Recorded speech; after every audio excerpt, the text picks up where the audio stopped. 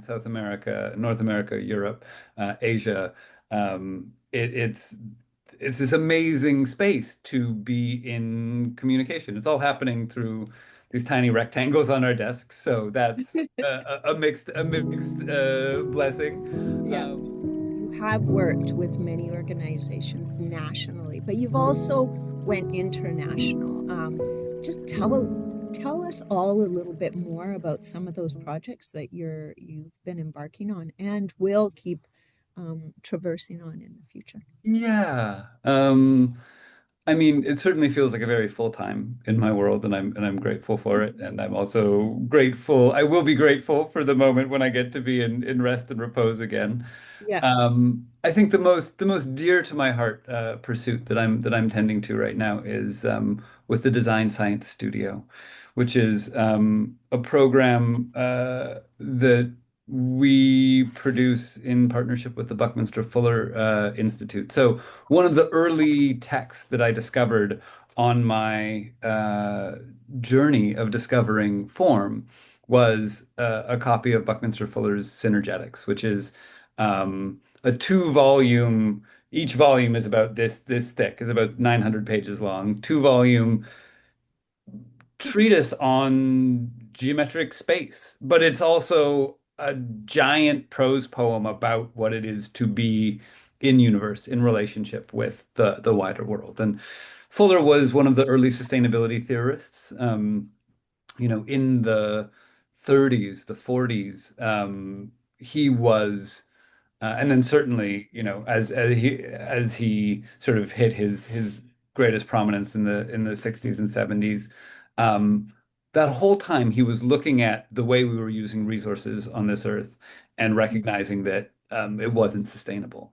And recognizing that the forms we were building in, all of these boxes that we referenced earlier, were less efficient than other forms could be.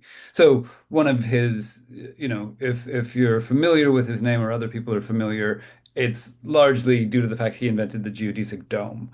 And so the big one in Montreal for Expo 67, the big one in Yeah. Epcot Center, these were some of his projects and exploring, that form of triangles all creating this large spherical space winds up creating the largest volume of space with the least material, um, meaning with the least surface area. So you can keep it warm and conditioned and with the least amount of energy. You can build it with the least amount of energy and resources needed.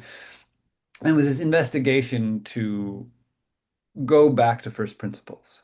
So with the really amazing support of the BFI, we get to produce what is a design incubator for artists and designers and scientists and creators, all focused on regenerative futures, focused on what do we need to do to live in a world that is more verdant, more just, more equitable, and works for 100% of life on this planet.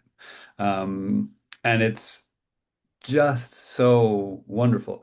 Um, uh, the team that I'm working with as one of the stewards on the project is incredible and devoted.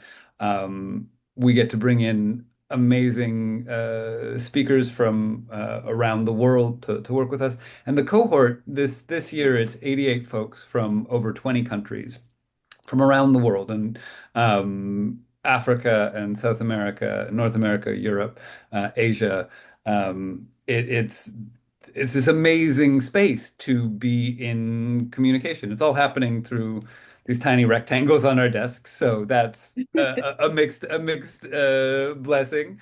Yeah. But it also leads to real connections. There's somebody from Australia who's traveling to Africa later this like next month to go bring his prototype for electric bike chargers to them and show them how to build these structures out there. And that's this connection that happened just through the screen, but now is unfolding in real time. In real time. Yeah. Um, and so, yeah, it's a total delight and a total honor to work with the Design Science Studio. And anyone who's watching this can Google it and find out more.